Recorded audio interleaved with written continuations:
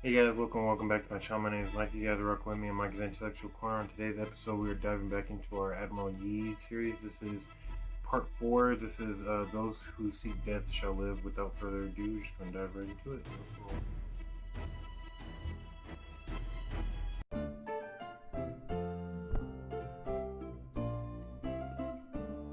Last time, we left Yi storming through the waters south of Korea, savaging the Japanese fleet wherever he went. He had driven them first to consolidate their forces to try to thwart him, and then, finally, to give up on offensive naval operations entirely, restricting their fleets to just defending the vital supplies coming in at Busan. Now it was in this last harbor that Yi would attack them. In the 2 months since the Battle of Angulpo, Yi had trained his men, reinforced his fleet, and tried to rationalize the structure of Korean Naval Command. Now, on September 1st, 1592, he was ready to take on the combined Japanese armada at Busan.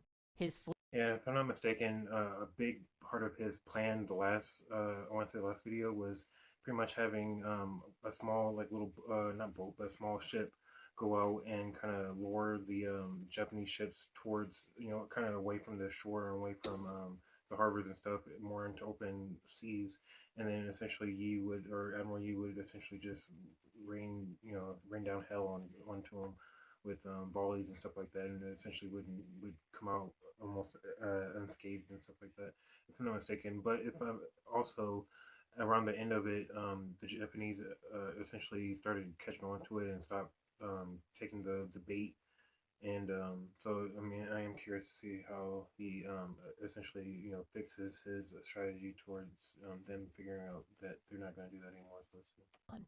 His fleet of 166 ships set out to destroy the nearly 500 Japanese ships awaiting them in Busan Bay. He caught a few stragglers along the way, but the Japanese had finally learned from their past encounters with him. They were holed up in the harbor now, and while Yi's ships were able to fire into the harbor from outside Japanese cannon range, he couldn't find an opening to get close enough to achieve the type of complete victory he craved. As long as the Japanese were in that harbor, they were protected by the surrounding troops and cannon on the shore. By the end of the day, Yi's fleet had destroyed 130 ships, and the Japanese hadn't sunk a single vessel, but the Japanese forces still held the all-important harbor of Busan. Yi had not been able to break their last line of supply. Now they'd be able to re-entrench and reinforce the harbor. As winter set in and the campaign season slowed down, the situation on the ground changed as well. An army from China had finally arrived in the north, and by January they had driven the Japanese out of Pyongyang. All over the. If I'm not mistaken, too, one of the reasons why he didn't send in those turtle ships that could have easily have repelled any of the volley or anything pretty much getting thrown at it or any of that from land and all that stuff is because they also didn't want to. Essentially, they thought that if they came in there, then the soldiers on land would have an excuse to essentially go pillage and raise hell on the surrounding villages and stuff like that. If I'm mistaken, that's one of the reasons why he couldn't just go in there with the turtle shells and just take them out. If I'm not mistaken. China had finally arrived in the north, and by January they had driven the Japanese out of Pyongyang. All over the country, the Japanese started to fall back, unable to sustain their lengthy lines of supply due to Yi's bottling up of their navy. By April, Seoul was retaken as well, and Busan served as the last great Japanese stronghold, anchoring their control on southern Korea. By August, Yi was promoted to Supreme Commander of the Korean Army and moved his base to the island of Honsando, where he had previously used his crane wing formation to crush the Japanese offensive fleet. Again and again, Yi petitioned the court for Marines so that he could resume naval operations, because his fleet couldn't attack the Japanese so long as they stayed defended under their shore guns, and without Marines, he couldn't dislodge the shore batteries in order to follow up with the naval attack. But the Korean army was still in disarray at this point. Some of the most significant military gains on land were actually being made by guerrilla forces and the righteous armies of Buddhist monks. And what little of the regular army there was not already deployed on the main offensive with the Chinese was simply not up to the task Yi needed. And so his fleet sat, patrolled the waters, and kept the Japanese from breaking out of Busan. They would not get to engage in another major battle for some time. So instead, Yi focused on turning his island base into a production center. With the country ravaged by war and most of the working-age men conscripted into the army or the navy, the central government couldn't provide Yi's forces with the food, lumber, or weapons he needed to keep his men fed and his fleet in top shape. So he invited refugees to come to his island. He would protect them if they would work the land. At first they were just producing grain, but soon they were harvesting salt and timber. Then the production facilities grew to handle boat building and uniform manufacturing. Soon there was a full-fledged R&D wing on the island, and great forges to produce goods of iron. The first truly successful Korean muskets were forged here by Yi's research team. But as Yi was making his navy self-sufficient, the land war in Korea slowly ground to a stalemate, and peace talks began. The talks wore on for 3.5 years, until in September 1596, negotiations broke down and Hideyoshi prepared a second invading force of 141,500 men to head to the shores of Korea. As this new invasion force was setting sail, the Korean court received a letter from one of the Japanese commanders, in which he appeared to be selling out one of his counterparts, telling the Koreans exactly where his hated rival's fleet would be sailing, and suggesting that if only Admiral Yi Sun-shin would sail there, he could wipe them out and do everybody a favor. Now, Admiral Yi heard this and laughed. Yeah, nice try. He refused the order to sail his fleet into an obvious Japanese trap. But Yi's childhood friend, Ryu Sung-young, had enemies in court, and when they heard of Yi's refusal to follow orders, they seized on this opportunity and had Yi tried for treason. Ryu could do nothing to save him. Yi was ordered to return to Seoul for his punishment. His replacement as head of the navy would be Won-kyun. This was the guy who'd sat and done nothing when the Japanese ships first invaded, and then promptly scuttled his own fleet. A fleet 4 times as large as the one Yi had been using to inflict such heavy losses on their enemies. Same thing, you can just see if anything, they're really just lucky that he didn't, like, you know what I'm saying, kind of break away. Because obviously that was kind of, really popular with generals and stuff around this time and around history in general, but and especially the fact that he was able to, pretty much garner his own, his own city, his own working like little city. He could have broken away to inflict such heavy losses on their enemies. Yi was nearly sentenced to death for his insubordination, but there were still those in court who saw his value, and though they couldn't save him entirely, they did save his life. He was once more reduced to the rank of a common soldier and sent off to fight with one of the armies. But not long after he arrived at the army, the Japanese tried the same trick again. They sent the court a letter, this time informing them of a large transport fleet that was on its way, and saying how easy it would be to pick off these transports if they hurried. Won-kyun was ordered to intercept this juicy target, and he immediately set sail with every ship Yi had built. But when he reached the waters near Busan, he was shocked to find not an unarmed transport convoy, but a massive war fleet of 500 ships. Despite this, and the exhaustion his men faced from traveling so quickly, Won-kyun ordered a head-on assault. The winds picked up, and a gale began to form. Won-kyun couldn't keep his fleet together. Soon, some 30 Korean ships were burning, having drifted close enough to the enemy that, for the first time in the war, the Japanese could deploy their preferred form of naval warfare, boarding parties. In a panic, Won-kyun ordered a retreat and fled to the island of Kadok-do, where he ordered his men off the ships to resupply. What he hadn't realized was that this island was under Japanese control.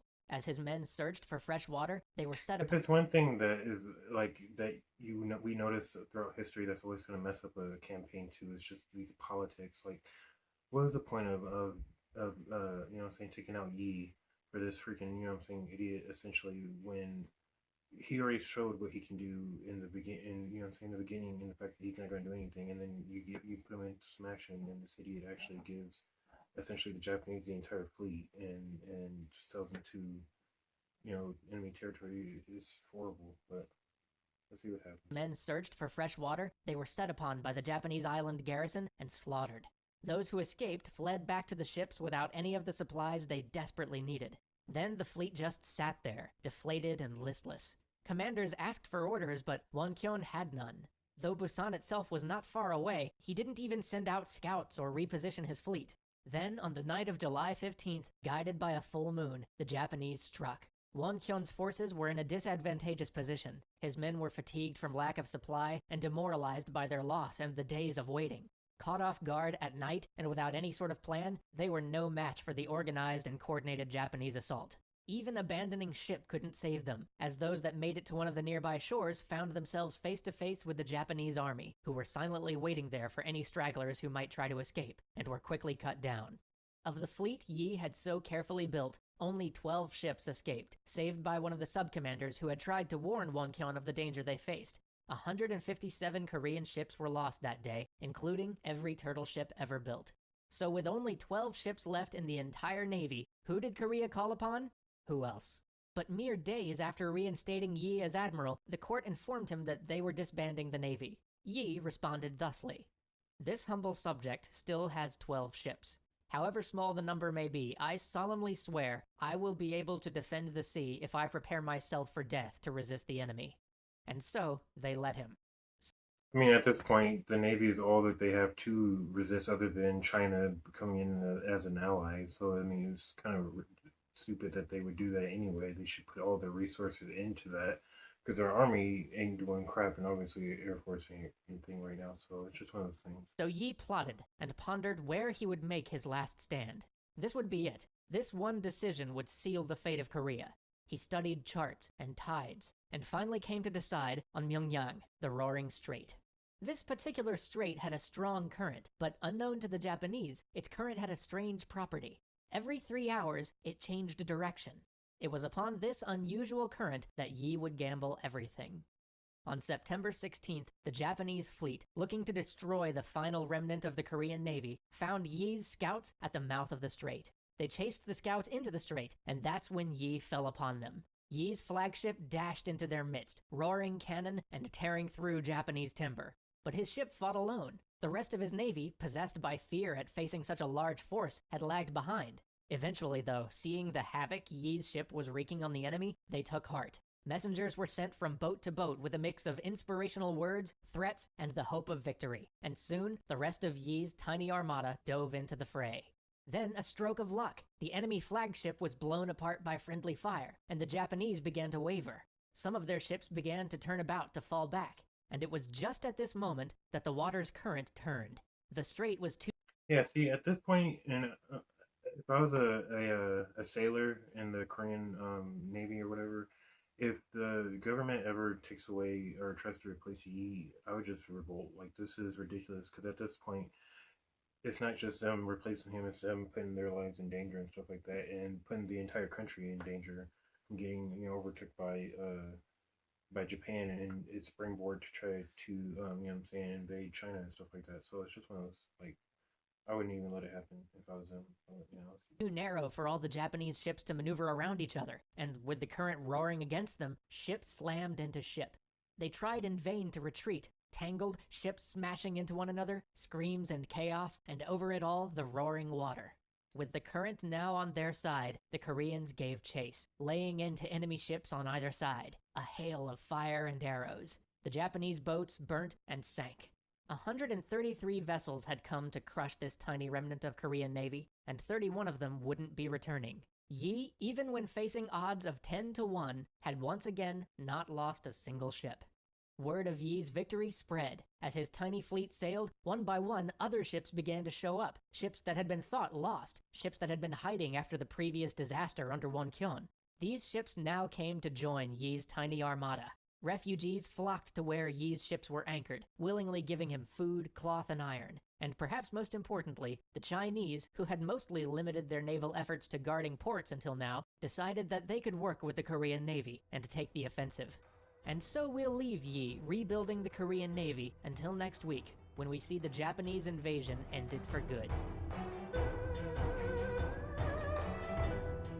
Alright guys, we'll go ahead and end it there. So yeah, just definitely one of those things where it's like, why do you keep replacing someone who's obviously the only chance essentially that it seems like you guys have, other than, China coming in and helping you guys out, from you guys not being, essentially a puppet state to, or if not all out annexed by, Japan.